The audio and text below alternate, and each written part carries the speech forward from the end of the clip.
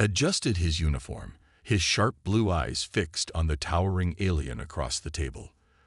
The creature before him, Commander Korvath of the Vraktan Empire, was nearly 7 feet tall, covered in jagged, dark green scales, with piercing yellow eyes that seemed to glow under the chamber's dim lights. His muscular frame made even the strongest human soldier look small. The Vraktan were known across the galaxy as ruthless warriors.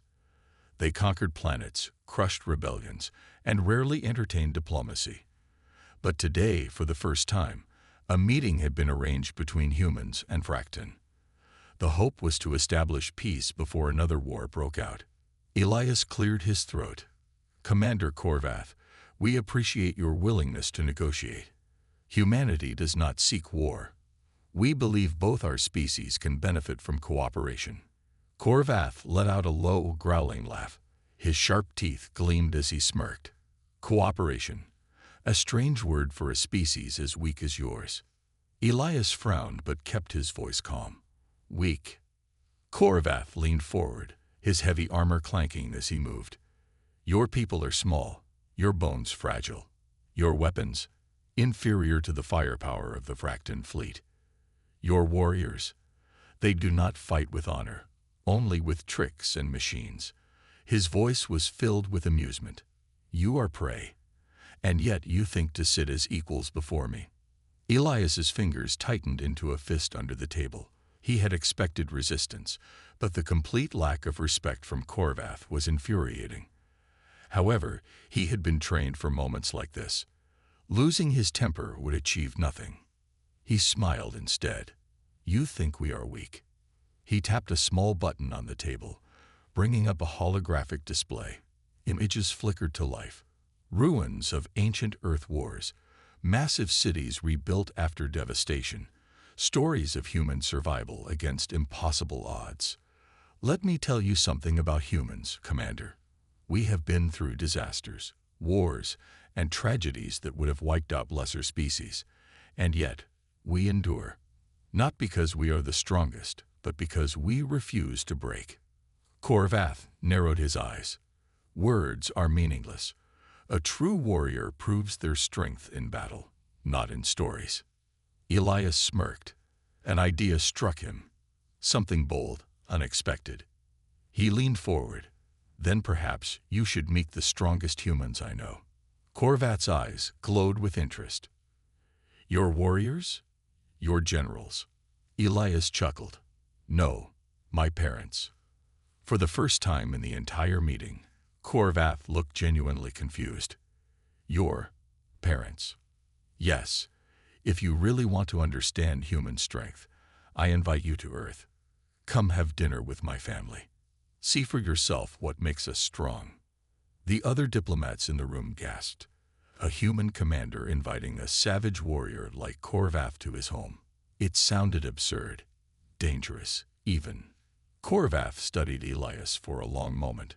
The idea was ridiculous, yet something about the captain's confidence intrigued him. Was this some strange human challenge?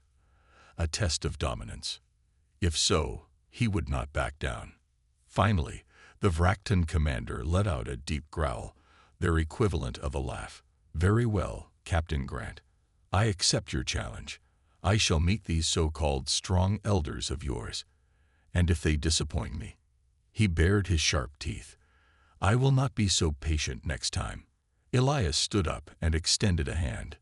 "Then it's a deal." Korvath ignored the handshake, simply rising from his seat with a powerful, intimidating presence. "We shall see if humanity is truly worth my respect." As the Vraktan warrior left the chamber, Elias let out a small breath. This was either the best idea he had ever had, or the worst mistake of his career. Either way, his parents were in for one hell of a surprise. Commander Korvath sat inside the human starship, his massive frame barely fitting in the seat. The ship's interior was smaller and sleeker than the Vraktan warships he was used to. The walls were smooth metal, and the lights had a soft, artificial glow. It lacked the raw, battle-hardened design of a Vraktan vessel, yet something about it unsettled him. His yellow eyes flickered to the human crew moving around him. They weren't warriors, not by his definition. They were smaller, thinner, with no natural armor or claws. Yet they walked with confidence, their voices steady. He expected fear from them. After all, he was a Vraktan warrior, a living symbol of power. But these humans did not fear him. Elias Grant, the human captain who had challenged him to this ridiculous family meeting, sat across from him, sipping from a steaming cup. The scent was strange, bitter, but rich. "What is that?" Corvath asked, his deep voice rumbling through the cabin. Elias smirked and held up the cup. "Coffee. It keeps us awake." Corvath scoffed. "Your kind needs chemicals to stay alert." Elias shrugged. "We adapt. That's what we do best." Corvath narrowed his eyes. He had heard that word before. Adapt. The humans used it often. He had thought it was an excuse for weakness. Now he wasn't so sure. The stories of human survival. During the long journey to Earth, Corvath watched the human crew carefully.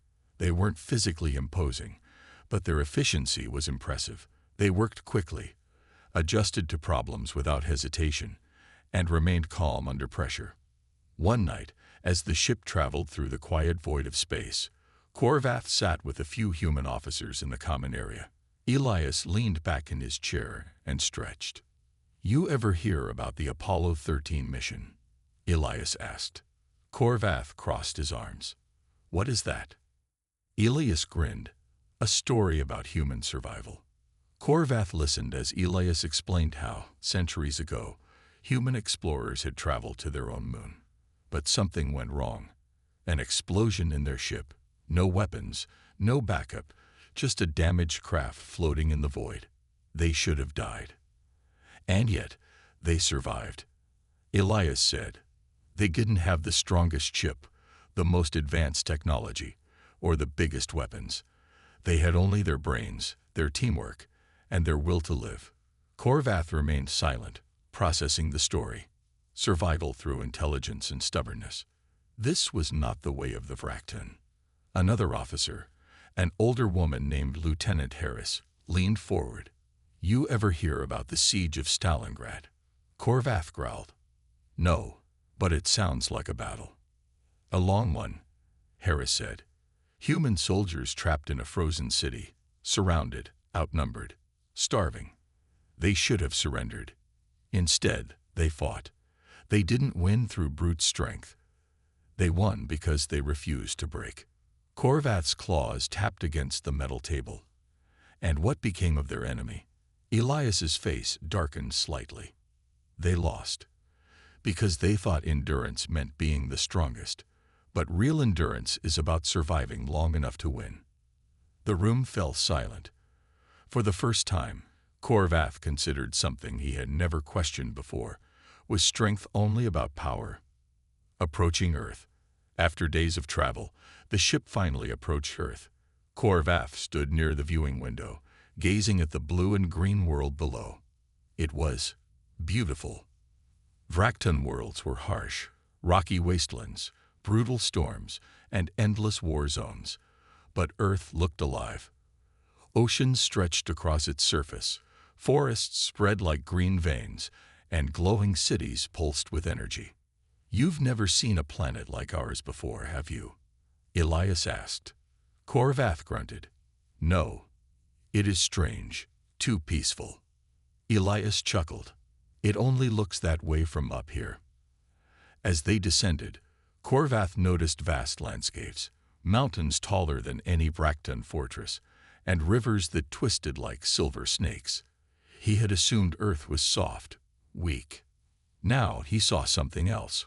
A world shaped by hardship, by endless survival. Elias nudged him. "Nervous." Corvath growled. "A Vraktan does not get nervous." Elias smirked. "Good, because you're about to meet my mother." Landing and the first steps on Earth. The ship landed in a quiet human settlement, a suburban town, not a battlefield. As the doors opened, Corvath stepped onto the soft ground, his heavy boots sinking slightly. The air was fresh, the sky clear. He sniffed cautiously, catching scents of plant life, something cooking in the distance. And was that an animal? Elias's home was small. No towering stone fortresses, no banners of war, no defensive turrets. Just a house, simple and warm.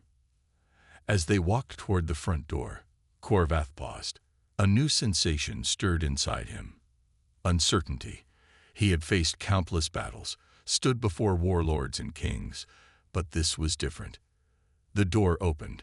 Standing there was a short, elderly human woman, her gray hair neatly tied back, her face marked by time but full of warmth. She smiled up at Corvath, showing no fear. "You must be Corvath," she said cheerfully. "I'm Margaret Grant, Elias's mother. Welcome to our home." Corvath blinked. Of all the things he expected, this was not it. Elias's father, Jonathan Grant, stepped forward, offering his hand. "Hope you're hungry. We made lasagna." Corvath looked at Elias. "Is this another test?" Elias grinned. "Oh, you have no idea." Commander Corvath stood at the doorway of Elias Grant's home, his massive frame nearly filling the entire entrance. His sharp yellow eyes scanned the small house. No defenses, no weapons, no guards. Just a simple human dwelling, surrounded by a neat garden and a small fence that seemed more decorative than protective. This was not what he had expected. Elias's mother, Margaret Grant, smiled up at him, completely unfazed by his towering presence. She was so small, so fragile-looking, and yet there was something unsettling about how confidently she met his gaze. "Well, don't just stand there, dear," she said, waving him inside. "Come in before the food gets cold." Corvath hesitated.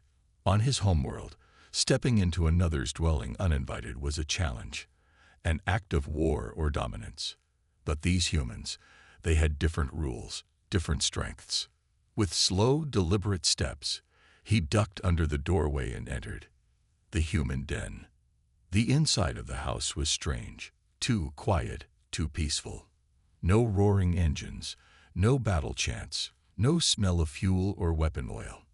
Instead, the air was filled with something unfamiliar. The scent of food. A warm, rich smell drifted from the kitchen, making Corvath's nostrils flare. His kind ate nutrient slabs. Tasteless, efficient.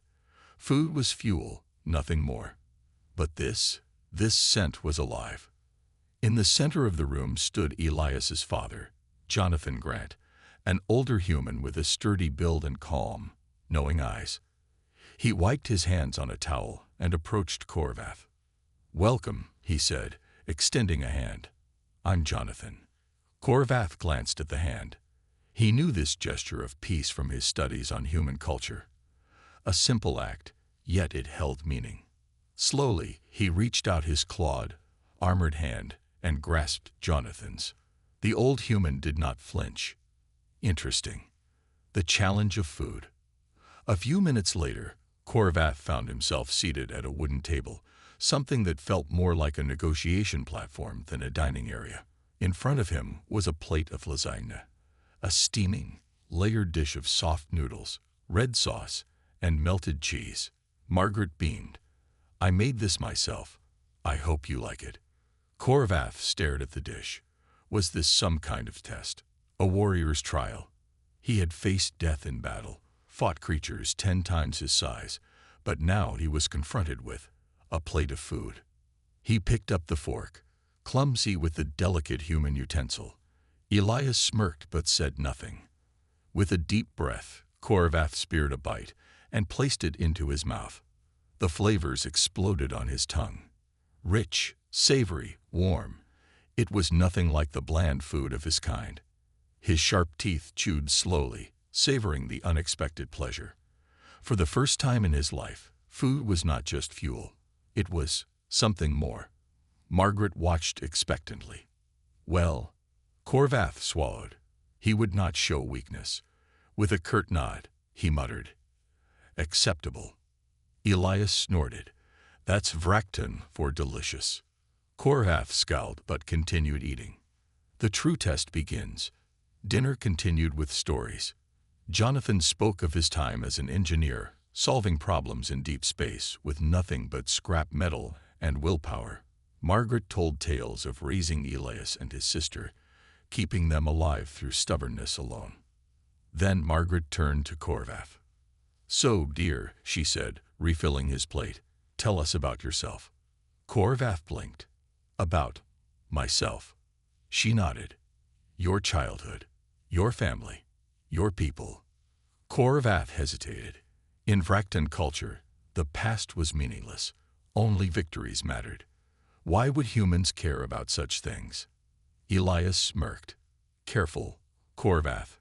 My mother is the best interrogator in the galaxy." Margaret swatted her son's arm. "Oh, hush." She turned back to Corvath. "You don't have to share if you don't want to, dear. But sometimes talking helps." Talking. Corvath had fought wars, survived brutal training, and conquered enemies, but this small human woman was the first to make him feel truly unprepared. Slowly, he spoke. He told them about the warrior trials of his youth, about fighting for his place in the Vraktan ranks. He spoke of his father, a great war leader who had fallen in battle, and his mother, who had raised him with strict discipline, not kindness. He expected silence. Instead, Margaret nodded with understanding. "That must have been hard," she said softly. Corvath shifted in his seat. Why did she sound like she truly cared? Strength beyond battle. After dinner, Jonathan took Corvath outside. The night air was cool, the sky full of stars. "You think humans are weak, don't you?" Jonathan said suddenly. Corvath hesitated. "You are not as physically strong as other species." Jonathan chuckled. "Strength isn't just about muscles, my friend. It's about endurance, intelligence, and knowing when to fight, and when not to." He gestured toward the sky. "We didn't become space travelers because we were the strongest. We did it because we refused to stop pushing forward." Corvath looked up at the endless expanse of stars. Was this why humans survived? Because they never stopped. Jonathan patted his shoulder. "Now get some rest. Tomorrow, you're helping with chores." Corvath blinked. "Chores?" Jonathan grinned. "Yep, you're part of the family now." Commander Corvath woke up to a strange sound. It wasn't the blaring alarms of a Vraktan warship, nor the deep growl of a battle horn. It was birds. The soft chirping confused him. His quarters. Elias had called it a guest room. Where far too comfortable. The bed was soft, almost too soft, and the house was quiet. No sounds of battle, no shouting commanders. For a moment, he lay still, trying to understand this strange human world. Then, the door burst open. Elias stood there, grinning. "Rise and shine, big guy. Time for chores." Corvath frowned. "Chores?" Elias threw him a shirt, clearly meant for humans. "My dad wasn't joking. You're part of the family now, and everyone helps out." Corvath growled. He had conquered planets, led warriors into battle, and now these humans expected him to do chores. Ridiculous. Still, he had accepted their hospitality. A Vraktan warrior did not refuse a challenge, even a strange one. The Battle of the Lawn Corvath followed Elias outside. The morning air was cool, and the sky was a soft shade of blue. Peaceful. Too peaceful. Jonathan stood waiting, holding a metal machine with a handle. A lawnmower. "All right, Corvath," he said, patting the machine. "You're in charge of mowing the lawn." Corvath crossed his arms. "Explain this. Mowing." Jonathan pointed at the grass covering the yard. "Cutting the grass to keep it short." Corvath stared. "You fight the plants." Elias snorted. "Not exactly." Jonathan demonstrated, pulling a cord to start the machine. It roared to life, the blades underneath spinning fast. He pushed it forward, leaving a neat path of trimmed grass behind. Corvath's eyes narrowed. A machine designed for battle against nature. Interesting. Jonathan stepped back. "Your turn." Corvath grabbed the handle. The machine was light, too light. He expected resistance, but as he pushed, the lawnmower moved easily. Too easily. His warrior instincts rejected this weakness. If he was going to do this task, he would do it properly. He tightened his grip and shoved the mower forward with all his strength. The machine shot across the yard like a missile. Elias burst out laughing as the mower hit a tree and flipped over. Jonathan sighed. Margaret stepped outside, hands on her hips. Corvath, dear, we cut the grass, not destroy it. Corvath growled in frustration. He, a Vraktan commander, had been defeated by a machine meant for weak plants. Jonathan patted his shoulder. Don't worry, son. You'll get the hang of it. Son. The word made Corvath pause. No one had ever called him that before. The kitchen trial. After the disaster with the lawnmower, Margaret decided Corvath should help in the kitchen instead. This will be easier, she said cheerfully, handing him a knife and a pile of vegetables. Just chop these. Corvath gripped the tiny knife. It felt like holding a child's toy. He looked at the vegetables. Soft, defenseless things. This was no challenge. With one mighty swing, he sliced straight through the cutting board. Margaret gasped. Elias fell to the floor laughing. Corvath frowned at the broken board. Your weapons are weak. Margaret pinched the bridge of her nose. All right, no knives for you. Instead, she gave him a bowl and a whisk. Mix this. Corvath stared at the liquid mixture. This does not require a warrior's strength. Margaret smiled sweetly. That's exactly why I gave it to you. Corvath sighed. Humans were strange. It's about endurance, intelligence, and knowing when to fight, and when not to. He gestured toward the sky. We didn't become space travelers because we were the strongest. We did it because we refused to stop pushing forward. Corvath looked up at the endless expanse of stars. Was this why humans survived? Because they never stopped. Jonathan patted his shoulder. Now get some rest. Tomorrow, you're helping with chores. Corvath blinked. Chores. Jonathan grinned. Yep, you're part of the family now. Commander Corvath woke up to a strange sound. It wasn't the blaring alarms of a Vraktan warship, nor the deep growl of a battle horn. It was birds. The soft chirping confused him. His quarters. Elias had called it a guest room. We're far too comfortable. The bed was soft, almost too soft, and the house was quiet. No sounds of battle, no shouting commanders. For a moment, he lay still, trying to understand this strange human world. Then, the door burst open. Elias stood there, grinning. Rise and shine, big guy, time for chores. Corvath frowned. Chores. Elias threw him a shirt, clearly meant for humans. My dad wasn't joking. You're part of the family now, and everyone helps out. Corvath growled. He had conquered planets, led warriors into battle, and now these humans expected him to do chores. Ridiculous. Still, he had accepted their hospitality. A Vraktan warrior did not refuse a challenge, even a strange one. The battle of the lawn Corvath followed Elias outside. The morning air was cool, and the sky was a soft shade of blue. Peaceful. Too peaceful. Jonathan stood waiting, holding a metal machine with a handle. A lawnmower. All right, Corvath, he said, patting the machine. You're in charge of mowing the lawn. Corvath crossed his arms. Explain this. Mowing. Jonathan pointed at the grass covering the yard. Cutting the grass to keep it short. Corvath stared. You fight the plants. Elias snorted. Not exactly. Jonathan demonstrated, pulling a cord to start the machine. It roared to life, the blades underneath spinning fast. He pushed it forward, leaving a neat path of trimmed grass behind. Corvath's eyes narrowed. A machine designed for battle against nature. Interesting. Jonathan stepped back. Your turn. Corvath grabbed the handle. The machine was light, too light. He expected resistance, but as he pushed, the lawnmower moved easily. too easily. His warrior instincts rejected this weakness. If he was going to do this task, he would do it properly. He tightened his grip and shoved the mower forward with all his strength. The machine shot across the yard like a missile. Elias burst out laughing as the mower hit a tree and flipped over. Jonathan sighed. Margaret stepped outside, hands on her hips. Corvath, dear, we cut the grass, not destroy it.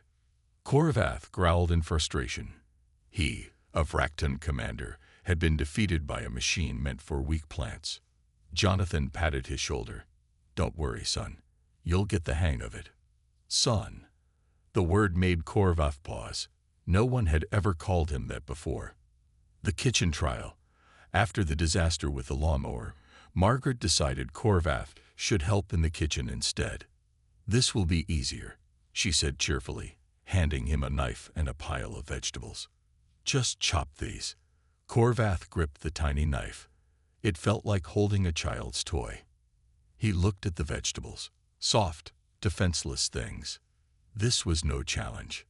With one mighty swing, he sliced straight through the cutting board. Margaret gasped. Elias fell to the floor laughing. Corvath frowned at the broken board. Your weapons are weak. Margaret pinched the bridge of her nose. All right, no knives for you. Instead, she gave him a bowl and a whisk. Mix this. Corvath stared at the liquid mixture. This does not require a warrior's strength. Margaret smiled sweetly. That's exactly why I gave it to you. Corvath sighed. Humans were strange. Strength beyond war. Later that evening, after the chaos of chores, Corvath sat on the porch with Jonathan, watching the sunset. The sky turned shades of orange and purple, far more beautiful than any battlefield. Jonathan took a sip of his drink. You did good today. Corvath scoffed. I destroyed your machines. Jonathan chuckled. Yeah, but you tried. Corvath frowned. In my culture, failure is weakness. Jonathan looked at him thoughtfully. Maybe. But in ours, failure is how you learn. Corvath considered this. Vraktan warriors were taught that strength was everything, that failure meant death. But these humans, they embraced failure, learned from it, and grew stronger. Maybe that was their real power. Jonathan stood up and stretched. Come on inside. Tomorrow, we'll teach you how to use a screwdriver. Corvath sighed. Another human trial awaited. But for the first time, he didn't mind. Corvath had survived countless battles, led warriors into combat, and faced enemies that could crush steel with their bare hands. And yet, he could not defeat a screwdriver. Jonathan held up the tool. All right, today's lesson. Fixing things. Corvath stared at the small metal tool. It was unimpressive. How could such a tiny thing be important? Jonathan led him to the garage where an old human machine, a car, stood silently. Its hood was open, revealing a complex mess of wires, metal, and tubes. Jonathan pointed at it. This is a truck. It's not working right. We're going to fix it. Corvath frowned. This is a vehicle. Elias grinned. Yep. Think of it like a weak, slow war machine. Corvath snorted. Why keep such an inferior machine? Jonathan patted the truck. Because we built it, and we take care of what we build. Corvath narrowed his eyes. This was different from his own people. The Vraktan discarded anything weak. If a machine failed, they left it behind. Humans repaired. Humans improved. Strange, but interesting. The trial begins. Jonathan handed Corvath a screwdriver. First, loosen that bolt. Corvath examined the small metal screw holding two parts together. It looked insignificant. He grabbed the screwdriver and turned. Snap! The screwdriver bent in his grip. Elias burst out laughing. Jonathan sighed. Margaret peeked into the garage. Corvath, dear, maybe use a little less. Warrior strength. Corvath growled. How could humans fight with such fragile tools?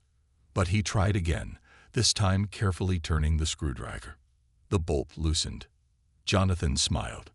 See, not everything is solved with brute force. Corvath grumbled, but nodded. Perhaps strength wasn't always about power. Lessons in precision.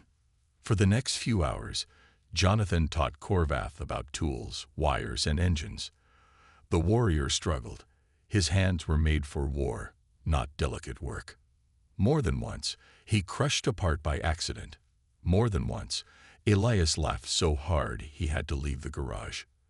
But Jonathan never got angry. He simply taught. By evening, the truck's engine rumbled to life. Jonathan wiped his hands. "Good job, Corvath." Corvath stared at the running machine. He had not destroyed. He had built. It was a strange feeling. And he did not hate it. The storm. That night, Corvath sat on the porch, staring at the stars. He had learned much from these humans, more than he expected. Elias sat next to him. "You okay, big guy?" Corvath nodded. "Humans are different from what I believed." Elias smirked. "We get that a lot." Just then, a loud crack of thunder rumbled in the distance. The sky darkened, and the wind picked up. Margaret rushed outside. "A storm's coming. Help me bring the animals in." Corvath blinked. "Animals." Elias grabbed his arm. "Come on, you'll love this." The wrath of the chicken. Corvath followed Elias to a small wooden structure behind the house. Inside, small feathered creatures, chickens, flapped their wings, sensing the storm. Elias grabbed one and held it under his arm. "We gotta move them to the barn before the storm hits." Corvath frowned. "You fight them." Elias grinned. "Not exactly. Just pick one up and carry it." Corvath reached for a chicken. The chicken did not cooperate. Instead, it flapped wildly and pecked his hand. Corvath stared in shock. A small, weak creature had attacked him. A mere bird had dared to strike a Vrakton warrior. Elias fell to the ground laughing. Margaret scolded him. "Elias, stop laughing and help." Corvath growled at the chicken. "You are brave, but foolish." The chicken pecked him again. Margaret sighed. "Corvath, dear, maybe try being gentler." Corvath hesitated, a warrior showing gentleness. But he tried.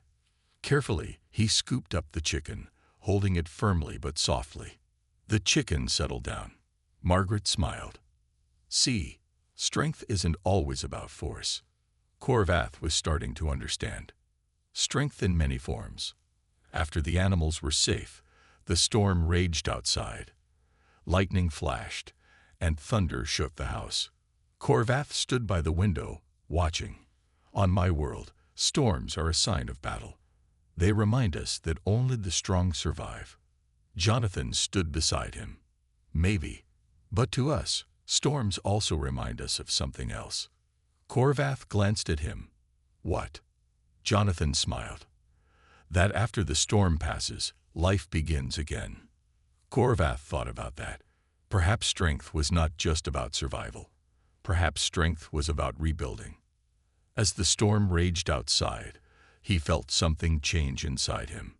He was no longer just a warrior. He was learning what it meant to be human. The storm had passed. Morning sunlight spilled across the land, making everything fresh and new. The air smelled of wet earth, and the grass shimmered with raindrops. Corvath stood on the porch, watching the world awaken. He had survived another strange human day, but something inside him had changed. He was beginning to understand these humans, not just their strength, but their kindness, their patience, and their will to protect what they love. But the peace of the morning did not last, because trouble was coming. The intruder. Margaret was making breakfast. Elias was still asleep, and Jonathan was checking the fence when Corvath's warrior instincts suddenly kicked in. Something was wrong. He heard soft footsteps from the tree line beyond the farm. The wind carried an unfamiliar scent, metal, sweat, and something else. Danger. Corvath's hand instinctively reached for a weapon, but he had none. Jonathan appeared from the side of the house, wiping his hands. "What's wrong, son?" Corvath narrowed his eyes at the trees. "We are not alone." Jonathan followed his gaze, and then he saw it. A shadow moving between the trees. A man, dressed in dark clothes, watching the house. Jonathan's face hardened. "Stay here." He turned and walked toward the man, his posture calm but firm. Vath hesitated, but his instincts screamed at him. He could not simply stand by. He followed. A different kind of battle. The stranger stepped out of the trees. He was thin, with a nervous energy. His clothes were dirty, and his hands twitched slightly. Jonathan stopped a few feet away. "Morning." His voice was polite, but his eyes were sharp. The man licked his lips. "Oh, morning. My car broke down nearby. Was wondering if you got any tools I could borrow." Vath did not believe him. This man's heart beat too fast. His eyes darted around, not looking at Jonathan, but at the house, the barn, the windows. Jonathan sighed. "Sorry, friend, we can't help you." The man took a step forward. "Come on, just need a wrench." Jonathan didn't move. "No." The man's hand drifted toward his pocket. Vath moved before he could think. With a single step, he placed himself between Jonathan and the man, his massive form towering over him. His muscles tensed, his gaze cold. The man froze. He had not noticed Vath before. Now he looked up, and his face lost all color. "What the?" Vath bared his fangs. "Leave." The man stumbled backward. Jonathan crossed his arms. "You heard him." The man looked between them, calculating. Then, without another word, he turned and ran. Vath watched him go, every instinct screaming to chase, to attack, to finish the threat. But Jonathan simply sighed. "Let him go." Vath frowned. "He will return." Jonathan nodded. "Maybe, but we're ready now." Vath did not fully understand this kind of battle. On his world, threats were eliminated. But here, humans fought differently. With patience, with control. And yet, the farm was still standing. The family was still safe. Perhaps this was a victory too, and he finally understood. The warrior's choice. The next morning, Vath stood by the barn, staring at the rising sun. He had spent his whole life serving a warlord, fighting battles that meant nothing.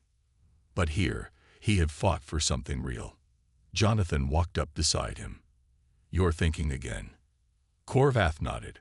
"I have made a decision." Jonathan smirked. "Oh." Vath turned. His voice was steady. "I will stay."